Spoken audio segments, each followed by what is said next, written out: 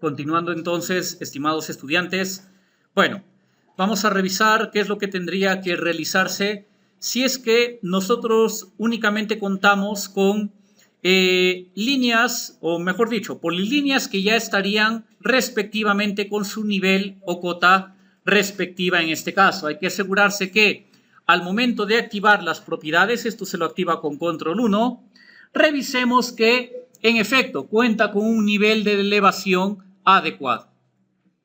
Entonces, vamos por ejemplo a borrar todo lo que teníamos para proceder a generar nuestras curvas topográficas a partir del segundo método.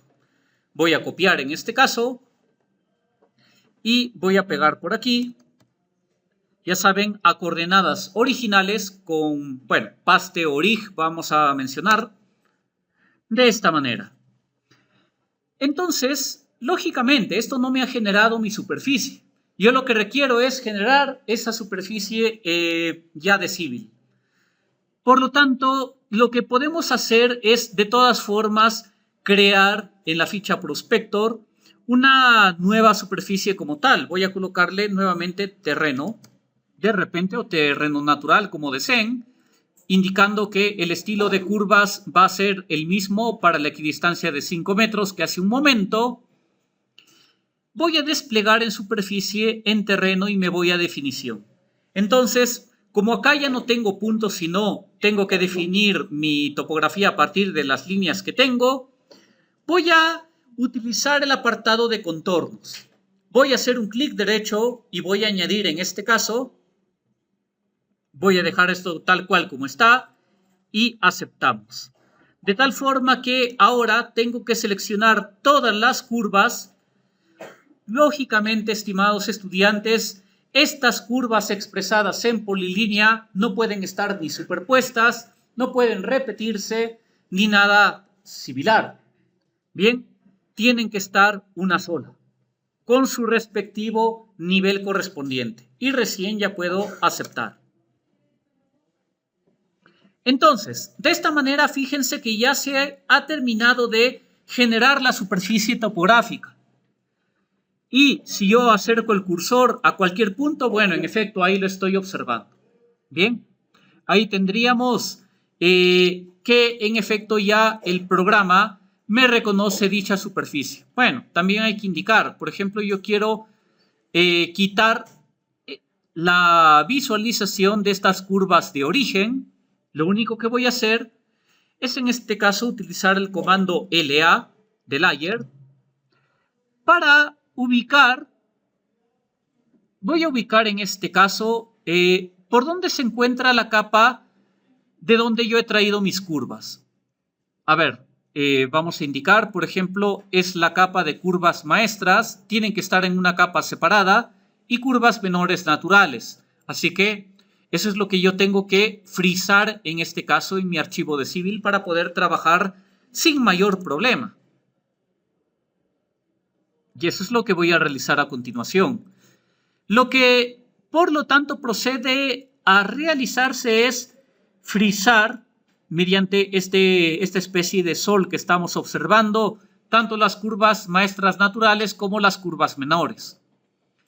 De tal forma que, bueno, al seleccionar ya mi superficie, ya no me estaría molestando más.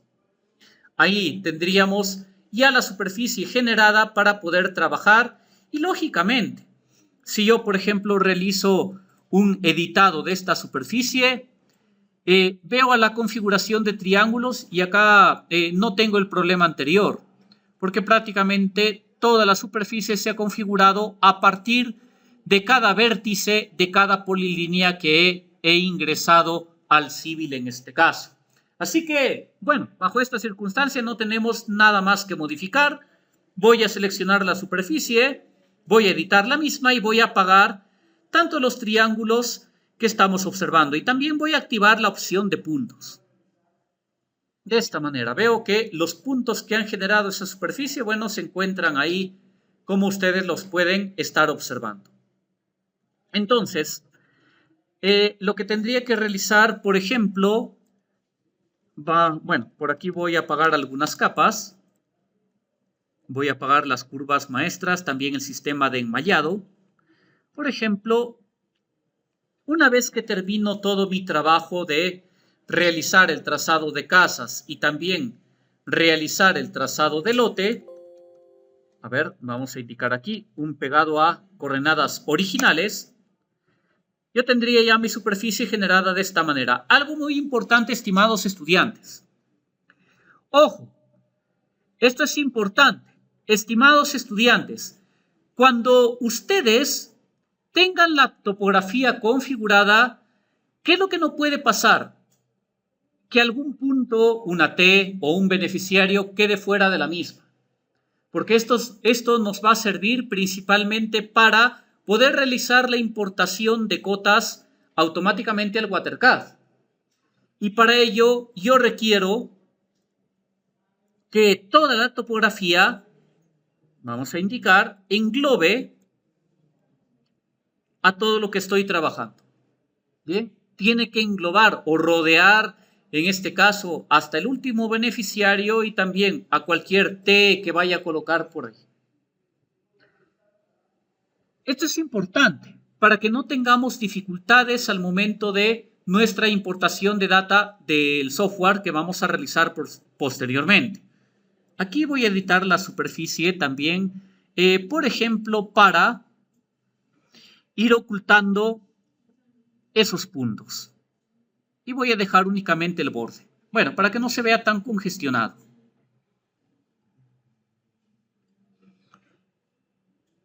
Entonces, estimados, esta recomendación al momento también de realizar el levantamiento topográfico. Los puntos tienen que bordear completamente a los últimos beneficiarios que se encuentren en la zona más extrema del proyecto, ¿bien? Eso tiene que ocurrir. A ver, un breve instante. Por lo tanto, bueno, yo puedo aquí, por ejemplo, realizar edición por alguno u otro motivo de incrementar o adaptar mayor cantidad de puntos topográficos que por alguna circunstancia se pasó a tomar, por ejemplo, que no es lo más recomendable, hay que mencionar. Entonces, en superficie, en el apartado de definición, yo puedo irme a la opción de editar y añadir un punto adicional. Vamos a indicar, por ejemplo, vamos en este caso a determinar qué cota tiene esta curva maestra. Me voy primero a la parte superior y voy a verificar que se encuentre la opción de mostrar la barra de menú. En la barra de menú me voy a ir a superficie y voy a añadir una etiqueta de superficie. Voy a añadir un spot elevation. De tal modo que, por ejemplo, a ver qué pasa por ahí. Por ejemplo, vaya revisando dónde se ubica o cuál es la cota del nivel respectivo que estamos teniendo en este caso. Por ejemplo, bueno, se trata de la cota 3775. Entonces, ese punto que voy a generar a continuación va a ser precisamente para esa cota.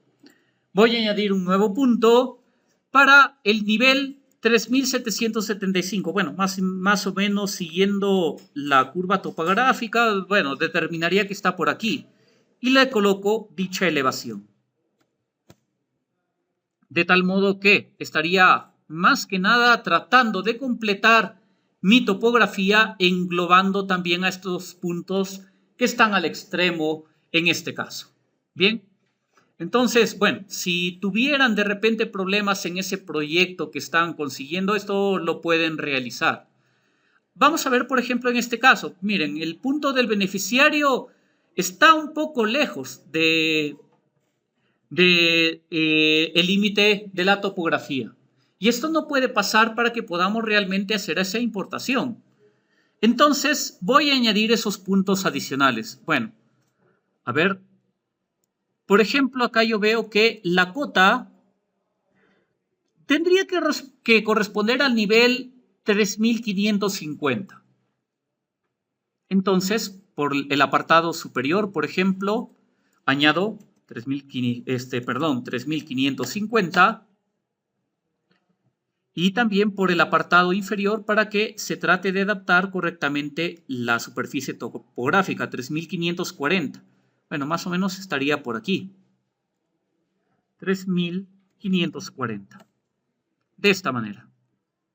Entonces, bueno, como les he indicado, no es lo más recomendable, pero a veces ocurre o puede pasarles en su trabajo que tengan ese tipo de dificultad. Podrían, por lo tanto, incorporar esos puntos extra, más o menos siguiendo la trayectoria de la superficie que ya ustedes tendrían. Bien, de este modo lo podríamos ir trabajando. Siguiente aspecto, estimados estudiantes. Entonces, hay que acotar las curvas maestras. Lo que vamos a realizar, por lo tanto, a ver, también un breve aspecto. Muy bien, entonces, lo que vamos a proceder a realizar es el proceso de etiquetado. Selecciono la superficie. Si ustedes tienen el formato que les estoy presentando, que les he compartido en el aula virtual, en el taller de la semana 2, voy a seleccionar múltiples contornos o múltiples curvas. Voy a seleccionar esta opción. A ver, perdón. Voy a quitar la selección nuevamente. Selecciono la superficie y, perdón, era el primer apartado. Añadir etiquetas a curvas. Acá es donde selecciono que se trata de una superficie y en esta etapa acá sí selecciono múltiple contorno. ¿Para qué? Para trabajar en este caso con el etiquetado de curvas mayores. En topografía, ¿qué curvas se etiquetan? ¿Mayores o menores? Mayores. Aquí también de esa forma. Entonces, comienzo a añadir. Esto me va a permitir poder realizar el etiquetado de curvas, bueno, a partir del trazo de polilíneas, por ejemplo. Acá voy a colocar mi escala, por ejemplo, una escala de presentación. Vamos a trabajar con escala 1 en 2000, les dije. Entonces, puedo ir realizando libremente ese tipo de etiquetado que les estoy indicando ahora mismo. Ahí está. Lo más recomendable, estimados, es realizar el etiquetado de las curvas, por ejemplo, que están primero en la parte externa de la superficie que vamos obteniendo. Ahí está. De esta manera. Y, por ejemplo, bueno, de la parte interna donde se vaya a requerir. De repente alguien dice, bueno, voy a trazarlo por esta parte. Entonces, ahí estamos observando el etiquetado principalmente de las curvas mayores o de las curvas maestras. Ahí está. Esto, lógicamente, bueno, ya lo han tenido que ver o en topografía o en curso de caminos, ¿no? Entonces, ahí es simplemente ir recordando estos aspectos. Una vez que ya tengo etiquetada mi superficie, bueno, yo lo que les sugiero en este caso es, por ejemplo, ocultar el borde más que nada por un fin de presentación. Ya ustedes decidirán si lo dejan o no lo dejan ahí. Bien, si lo dejan, bueno, hay que considerarle en la leyenda respectiva de qué se trata también. Y voy a trabajar en el layout en este caso.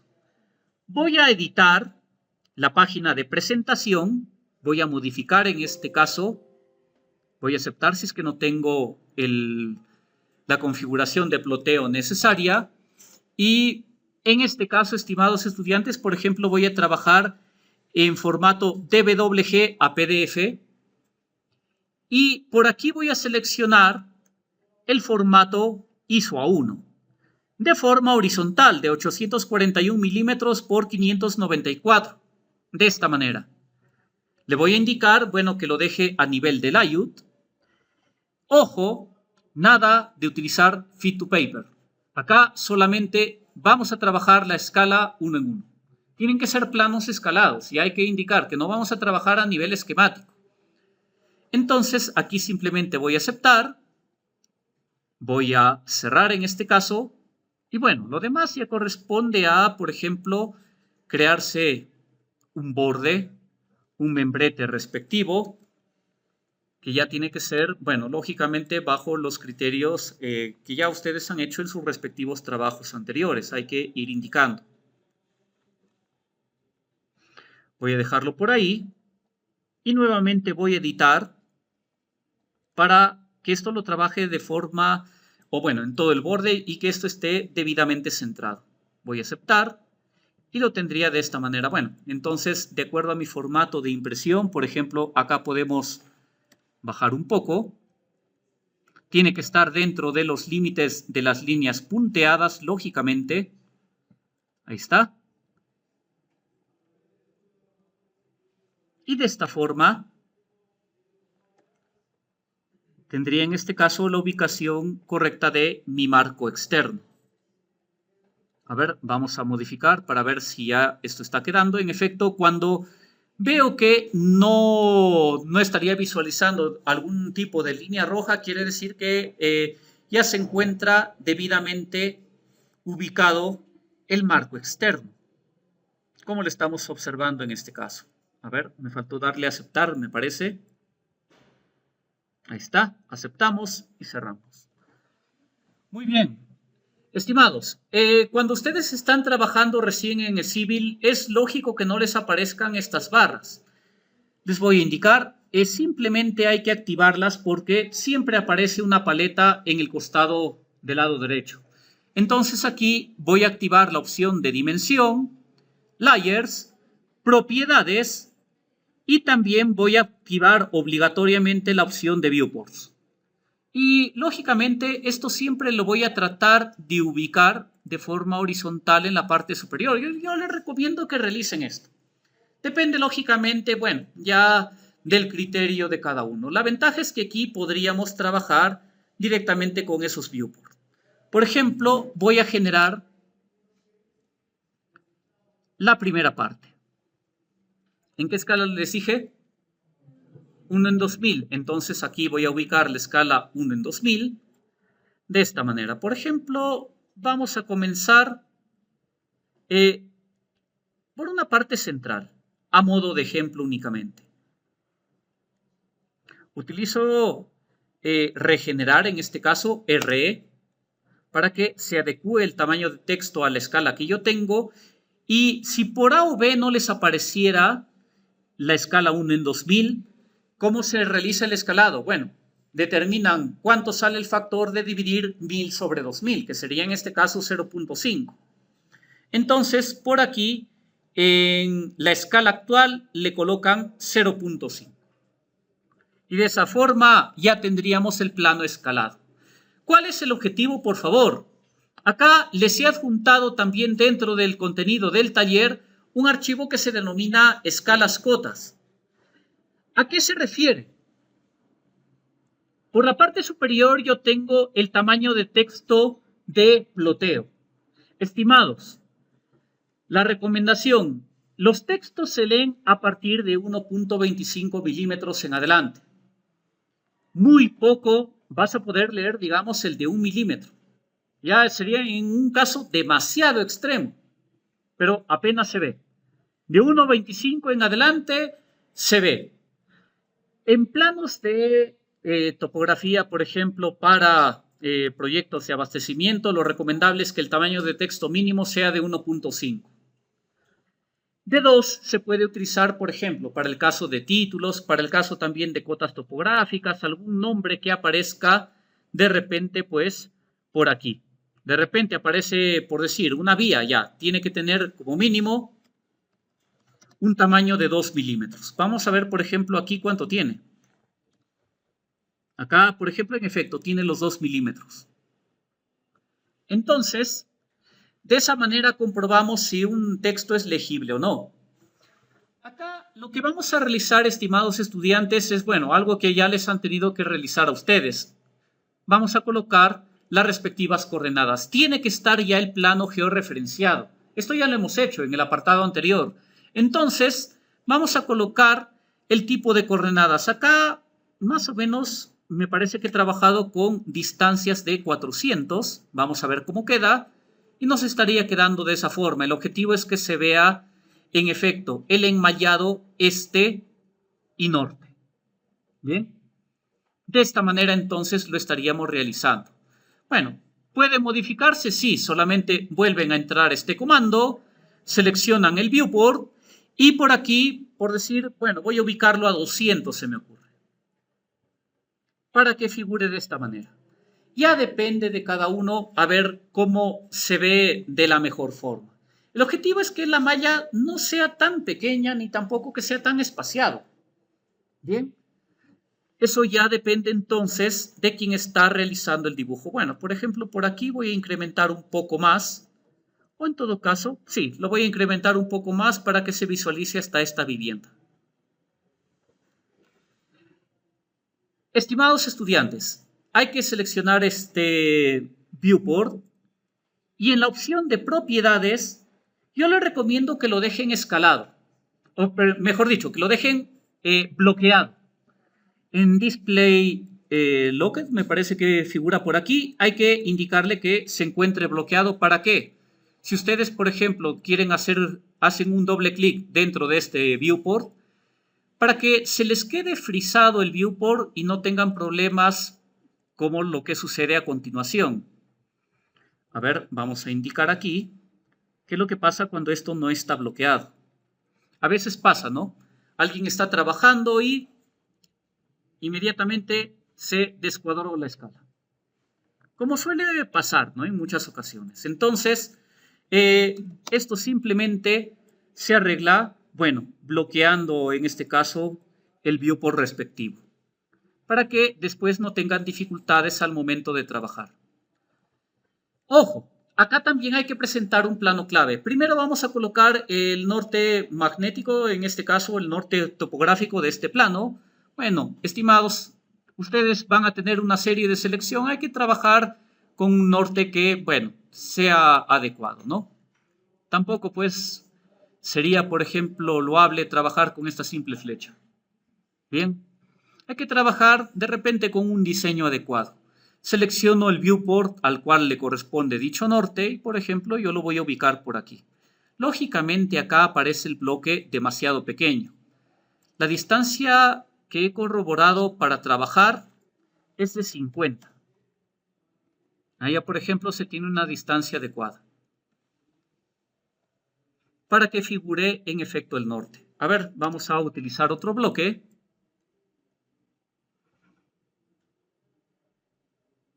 A ver, de repente con este.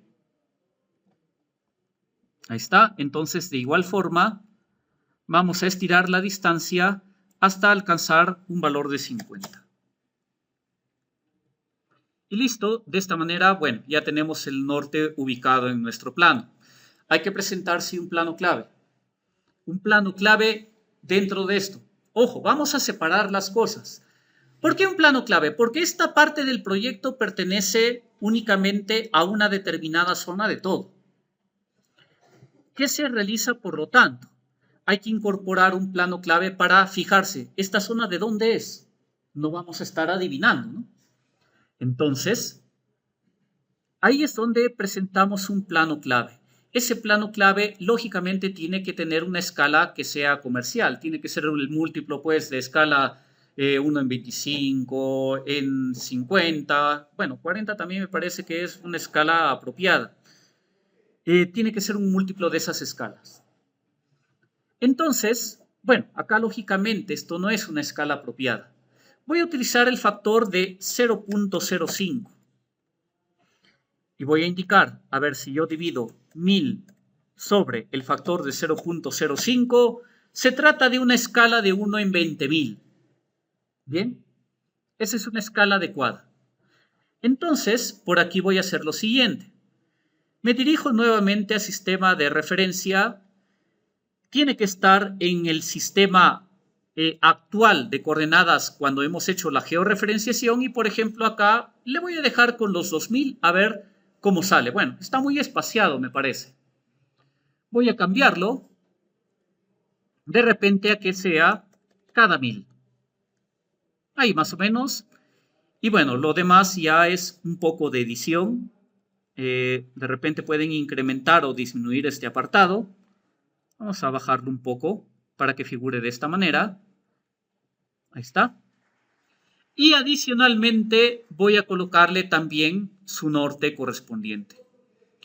En este caso, estimados, la distancia que les recomiendo, por ejemplo, para esto es de 30. Ahí está. Tiene que ser lógicamente un menor tamaño respecto, a ver, perdón, ahí ya incluso, esto también puede girar por si acaso. Entonces esto lo podemos mover, por ejemplo, por aquí y ahí quedaría. De esta manera. Bueno, también pueden ingresar su escala gráfica como corresponde. Acá brevemente voy a trabajar con, por ejemplo, esta escala, principalmente para el plano o para el viewport principal. La escala es 1 en 2000. A ver, vamos a realizarlo de nuevo, porque me faltaba configurar algo. Ahí está. Y aquí le voy a colocar que esto se trata de metros. Acepto y lo dejaría por este apartado. Bien, entonces ahí ya tendría mi escala gráfica definida en este caso. Voy a borrarlo si deseo. Y bueno, lo último ya corresponde a colocarle un título con la escala respectiva. Lo mismo también a esta parte que visualizamos aquí.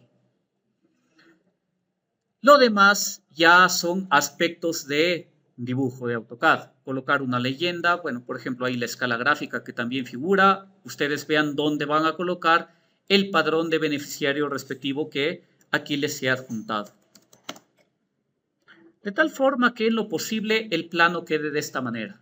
Entonces, ¿cómo yo identifico qué zona del plano estoy trabajando? Bueno, por ejemplo, voy a copiar este formato y a continuación lo voy a ubicar en mi dibujo que estoy trabajando actualmente. Yo quiero identificar, y bueno, ¿a qué zona del proyecto pertenece este cuadrante, no? Lo primero que voy a hacer es fijar este viewport, tiene que estar en sí para que al momento de hacer un clic interno y haga el zoom no me esté descuadrando nada.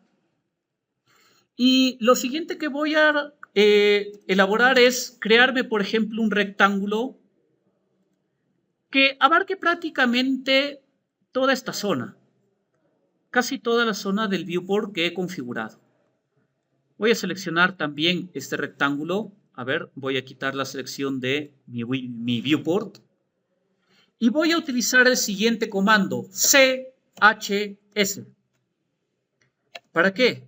Para que pueda pasar ese rectángulo de lo que estoy yo en el viewport, que pueda pasar, en este caso, al dibujo. Fíjense ustedes.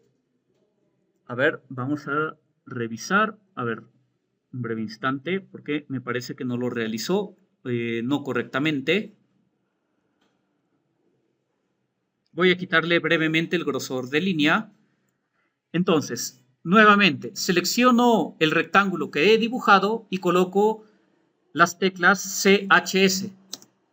Tengo que verificar que esté dentro del viewport que estoy trabajando. Y ahí recién presiono un Enter o un espacio. De tal forma que el rectángulo que he dibujado ya se ha pasado al model de mi viewport. ¿Y qué es lo que pasa? Que ya figura, por ejemplo, en la ubicación de mi plano clave. ¿Qué es lo que voy a hacer ahora? Voy a seleccionar este rectángulo, presiono nuevamente CHS y me paso ahora al dibujo que yo tengo.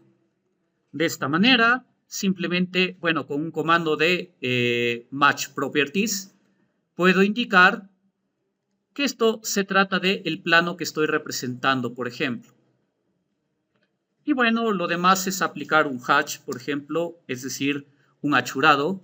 Voy a indicarle que lo realice por selección al objeto y simplemente copio las propiedades para que se pueda visualizar de esta manera. De repente, alguien dice por ahí, pero acá hay demasiado texto. Yo quiero utilizar otros textos, no necesariamente lo que aparece en el dibujo. Entran dentro del viewport y, por ejemplo, van ocultando, por ejemplo, las capas adicionales. Acá no hay que frizar de todo. Esta especie de sol frisa prácticamente en todo el dibujo. Hay que utilizar el frisado únicamente del viewport respectivo. Para, por ejemplo, ese tipo. para que se oculte el texto que no voy a trabajar. De repente también quiero ocultar estas cotas porque está demasiado grande. Entonces, nuevamente vamos a indicar aquí mismo, voy a quitar el apartado de las cotas que me parece que están en C Topotext. A ver, vamos a visualizar. Sí, en efecto, están en C Topotext.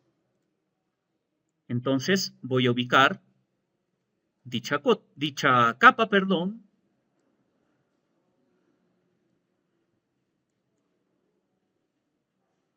Y listo. Ahí ya no aparecería tan congestionado como hace un instante. ¿Por qué? Porque a veces también aparece una especie de mancha cuando tienes demasiado texto.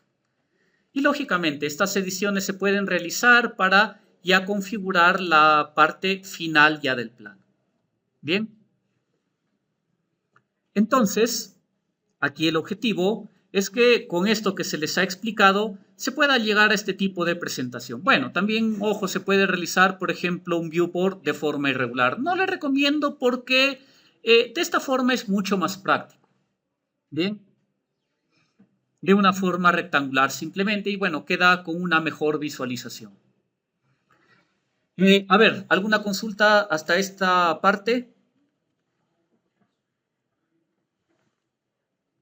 Si tiene alguna consulta, ¿está quedando claro? Muy bien. Entonces, este es el trabajo que tienen que realizar para ese primer entregable, en el cual la próxima semana les estaría adjuntando ya el apartado de la rúbrica. Y no se olviden que en el contenido de la semana 6, sí o sí es la fecha de exposición. Bien, vamos a continuar entonces con nuestro apartado académico. Entonces, esas son recomendaciones para efectos de la topografía que nosotros tenemos que tener en cuenta.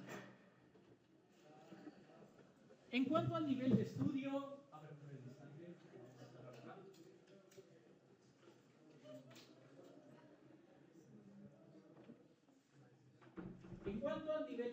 tendríamos nivel de preinversión y nivel de inversión como tal. Anteriormente se denominaba perfil técnico, ahora es ficha técnica. Bien, y el expediente técnico ya es fase de inversión. Estimados estudiantes, también cuando elaboren sus fichas técnicas tengan cuidado en qué aspecto. Digamos, el presupuesto de la ficha técnica tiene que en parte ser un tanto holgado para evitar problemas en el expediente, porque a veces nos ponen techos presupuestales y te mencionan, bueno, el presupuesto final del expediente no puede exceder más de un 15%, por ejemplo, de lo requerido en la ficha. Son situaciones entonces. Bien, bueno, si digamos el costo del expediente te salió menor, bueno, en buena hora. Bien, pero tengan en cuenta algo importante. Las metas establecidas en la fase de preinversión sí tienen que figurar por lo general en la fase de expediente técnico. A partir de ahí se determina la tipología del estudio. Puedes tener, por ejemplo, un servicio de instalación. Cuando hablas de un proyecto nuevo, digamos, el proyecto no tiene captación, no tiene reservorio, no tiene nada. Ya, eso es una instalación. Ampliación del servicio de agua potable. Bueno, requieres, por ejemplo, ampliar las conexiones, pero hay que verificar, ¿seguirá sirviendo la línea de conducción existente? ¿Seguirá sirviendo el reservorio que tenemos? Etcétera. Mejoramiento del servicio de agua potable, principalmente cuando hay algún tipo de cuello de botella, digamos, el reservorio está en muy mal estado. Entonces se lo requiere reemplazar. Ahí ya se trata de un mejoramiento. Rehabilitación, cuando hablamos de renovación o reposición total de la infraestructura. Esta es la diferencia entre mejoramiento y rehabilitación. Hablas de un mejoramiento cuando vas a, por ejemplo, renovar un componente nada más. Pero si ya vas a renovar toda la infraestructura, bueno, ahí ya es rehabilitación en este caso. Bien. Esta parte es fundamental. Ojo, pregunta de examen. ¿Cuáles son las 5 componentes para garantizar la integralidad del proyecto? Estimados, infraestructura adecuada, punto 1, acá está, el azul. Gestión de riesgo, punto 2. Impacto ambiental también. Capacitación en administración, operación y mantenimiento y también educación sanitaria. Estos son los 5 pilares que garantizan la integralidad del proyecto y que en efecto tienen por finalidad también garantizar la sostenibilidad del servicio e impactar finalmente a la salud pues, de los pobladores beneficiarios del mismo. 5 pilares, nuevamente: adecuada infraestructura, gestión del riesgo, impacto ambiental, administración, operación y mantenimiento y educación sanitaria. Estos 5 aspectos. Bien, ojo que es pregunta de examen. Bien, es pregunta de la sustentación en este caso. Infraestructura, ¿por qué? Diseño adecuado del sistema. Garantizar la continuidad del servicio. Que finalmente cada componente hidráulico garantice la calidad del agua. Capacitación en administración, operación y mantenimiento. Desarrollar las capacidades en ya lo mencionado a las organizaciones que van a estar encargadas de gestionar el servicio de agua potable y saneamiento. Educación sanitaria. Está referida principalmente a aseo personal, lavado de manos, adecuada disposición de excretas, consumo de agua segura, de calidad y disposición adecuada tanto de aguas grises como de residuos sólidos. Aquí, por ejemplo, vemos una frase interesante: el agua es el vínculo de la naturaleza.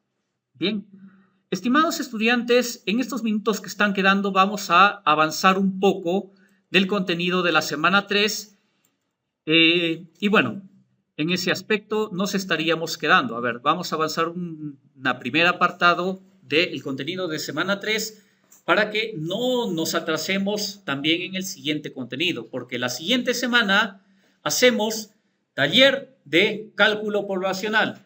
Ya hicimos ahora el taller de topografía, bien, de los primeros apartados o del plano que tienen que presentar. Una vez que ya está depurada toda la topografía, ya están las viviendas, ya saben cuál es su padrón de beneficiarios, ya saben cuántos beneficiarios y qué tipo de beneficiarios van a tener, el siguiente aspecto es estudio poblacional. Primero, proyectar el horizonte del proyecto. Para ello, ¿qué se realiza? Periodo de diseño. El periodo de diseño del proyecto, como tal. Entonces, aquí hablamos de lo siguiente. Nuestro proyecto va a tener una vida útil, como sucede en todo proyecto de ingeniería. Es decir, ¿hasta qué cantidad de años va a tener que brindar el servicio? Por ejemplo, en edificaciones, ¿cuánto es el periodo de vida útil? 50 años. Vamos a ver que en el caso de agua potable, por ejemplo, de zona rural y urbana, digamos, en zona urbana es para pequeños centros poblados, ¿bien? La mayor parte de componentes se proyectan para 20 años, a diferencia, pues, de las edificaciones, por ejemplo, de otro tipo de estructura. Vemos por aquí algunas terminologías. A ver, estimados, su intervención, por favor, porque ya estoy exponiendo toda la sesión. Una lectura, por favor, a estos 3 apartados.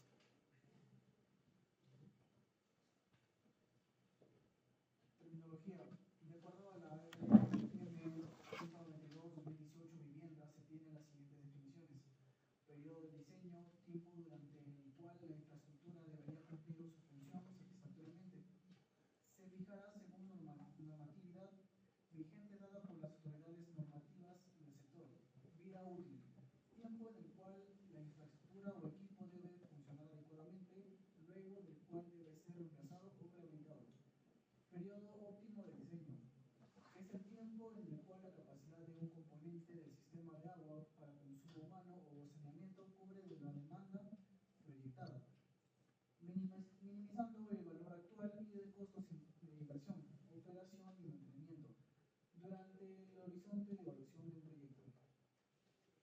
Muy bien. Entonces, ¿qué es lo que ocurre? En cada componente sanitario, por lo general, se va estimando. Por decir, a ver, la captación va a tener tanto de vida útil, el reservorio tanto de vida útil. Por ejemplo, las VS van a tener otro tiempo de vida útil y a partir de ahí se va determinando cuál de todos sería el periodo óptimo de diseño para determinar, pues, a partir de qué tiempo ya hay que reemplazar o rehabilitar el sistema. Y finalmente eso termina abarcándose o fijándose ya en una normativa, determinado como un periodo de diseño.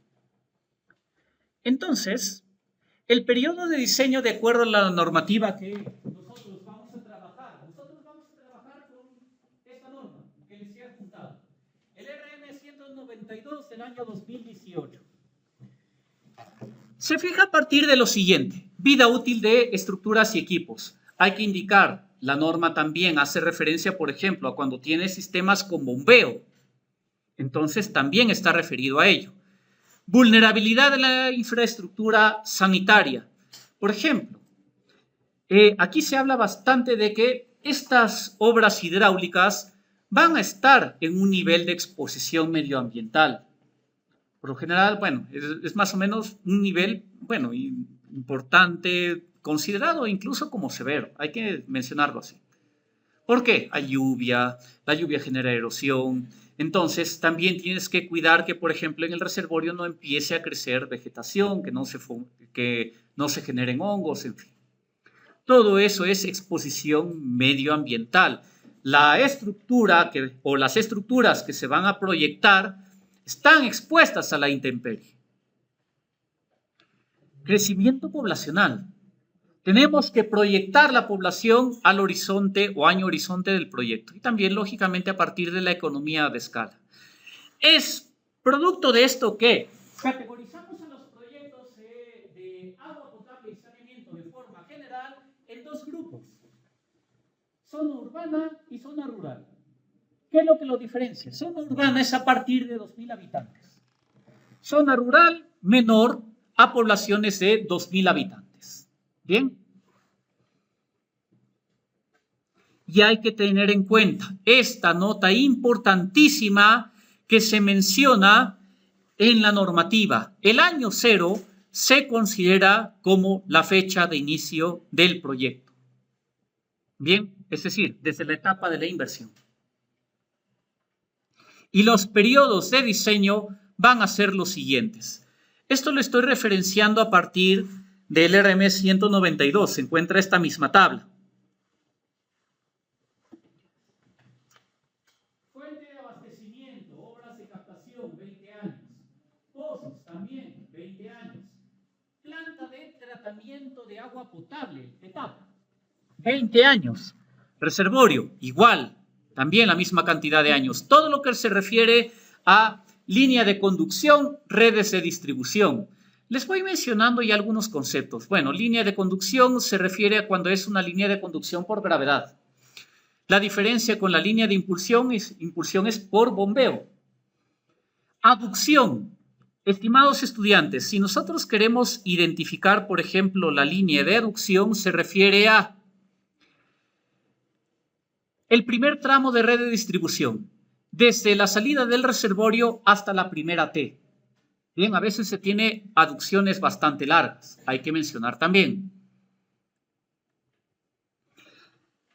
Estación de bombeo, 20 años, pero ojo, acá se refiere a la estación, porque los equipos de bombeo se proyectan para periodos de diseño de 10 años.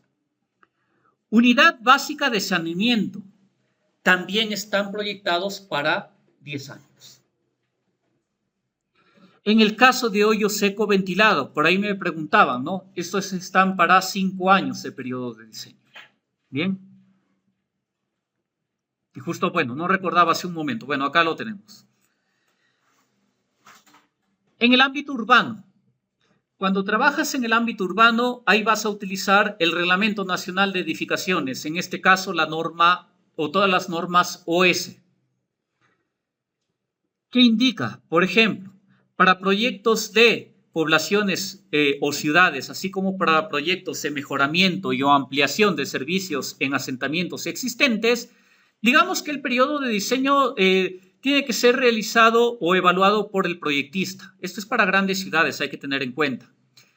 Porque también nosotros tenemos otro reglamento para el ámbito urbano, pero en sectores más pequeños, que en este caso es el RM 153 del año 2019. Y adicionalmente se encuentra la guía del Programa Nacional de Saneamiento Urbano, el PNSU. Estos documentos les he incorporado también, está la OS 100, que está en el aula virtual, ahí está, consideraciones de diseño para infraestructura sanitaria. También les he adjuntado el RM 153.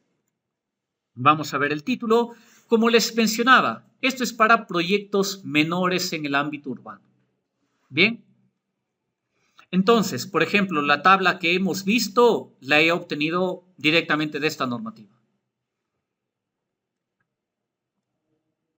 Y aquí está. Periodo de diseño en el ámbito urbano de acuerdo a la normativa del PNSU. Como vemos, prácticamente es similar. Lógicamente que acá la única diferencia es que, ¿qué es lo que no aparece aquí? Unidades básicas de saneamiento. ¿Por qué? Porque la disposición de excretas va a ser mediante sistema de alcantarillado. El alcantarillado, estimado, lo estamos viendo en la semana 15. Por eso, nuevamente, el proyecto es para el ámbito rural. No estamos aplicándolo para el ámbito urbano, ¿bien? Por si acaso. No vaya a ser que me presenten por ahí un sistema de proyecto en zona urbana y bueno, ahí les voy a pedir el cálculo del alcantarillado. Así que hay que tener en cuenta, porque alcantarillado recién vemos en el último contenido del curso. Bien, así que hay que indicar que el proyecto principalmente es para zona rural. Lógicamente, un proyecto de alcantarillado tiene que tener PETAR. Olvídense de que no tenga. Planta de tratamiento de aguas residuales. Es la diferencia con el PETAB. El PETAB es para brindar tratamiento al agua de la fuente para que sea apta para consumo humano. El PETAR implica que de toda la recolección del alcantarillado hay que darle un tratamiento para recién poder hacer la descarga. Bien, ese es el objetivo en este caso.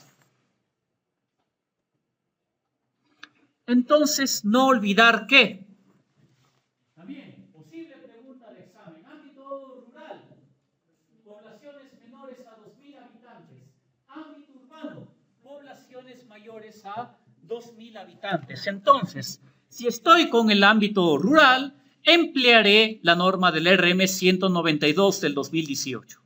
Si estoy con el ámbito urbano, tengo que emplear el Reglamento Nacional de Edificaciones si es que en este caso hablamos, bueno, de habilitaciones, por ejemplo, urbanas importantes o de repente para proyectos de grandes ciudades. Si se trata de ámbito urbano pequeño, bueno, trabajo con el RM 153 del año 2019.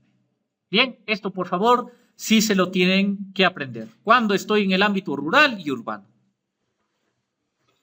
Y bien, estimados estudiantes, entonces, esto sí lo vamos a revisar en la siguiente sesión, en la siguiente semana, lo que compete a el estudio poblacional y también métodos de cálculo.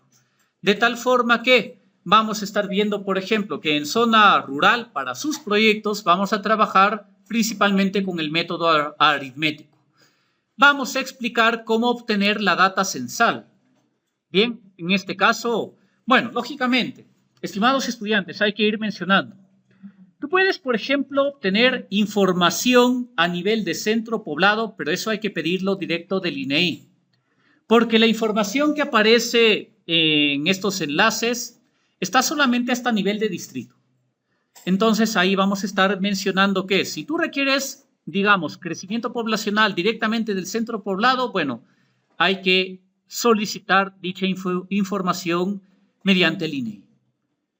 De lo contrario, bueno, en el caso de ustedes, pues no les voy a solicitar ello. Vamos a trabajar a partir de la data intercensal, principalmente a nivel de distrito.